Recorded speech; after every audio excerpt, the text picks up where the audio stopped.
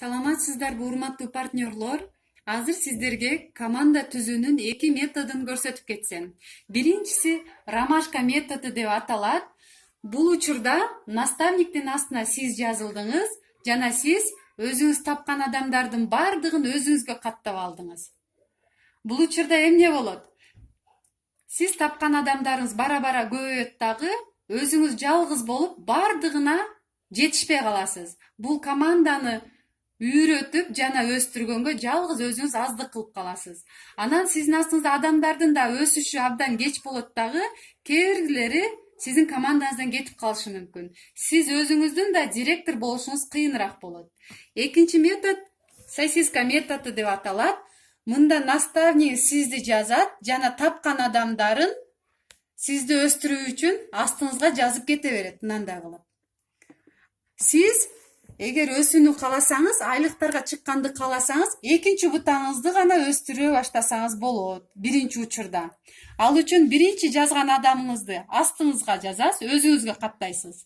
Экинчи тапкан адамды биринчи адамга каттайсыз, үчүнчүнү экиге, төртүнчү адамды үчүнчү адамга каттап, ушинтип биринин аркасынан бирин каттап кете бересиз.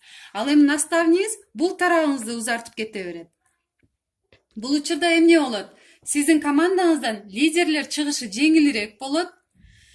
Алар сизге мына алдыңкыларын жакшы үйрөтүп койсоңуз, калган астында командаларды үйрөткөнгө, өстүргөнгө жардам берет. Сиздин директор болушуңуз дагы жеңилирээк болот.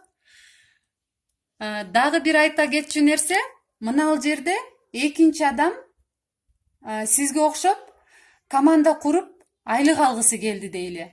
Анын астыңкы бутагы уже даяр, биринин аркасына бири жазылган. Ал дагы экинчи бутагын түзүп кете берсе болот. Мынандай биринчи адамды өзүнө жазат, экинчи тапкан адамын биринчинин аркасына жазып берет, үчүнчү тапканын экинчинин аркасына жазат. Ошондо баары бир эле бардыгы келип сизге пайдасы болот. Мыналардын баардыгы келип сизге пайда болот. Эми бул группаңыз өсүп келип, мына лидериңиз 9%ке чыкты дейли. 9%ке чыккан учурда сиз үчүнчү бутаңызды ачсаңыз болот. Бул жерге биринчи адамды жаздыңыз, кийинки тапкан адамыңызды биринчиге улап бердиңиз, үчүнчүнү экинчинин аркасына жаздыңыз. Дагы деле сосиска методун колдондуңуз. Бул учурда дагы деле сизге жеңил болот. Көңүл бурганыңыздар үчүн чоң рахмат.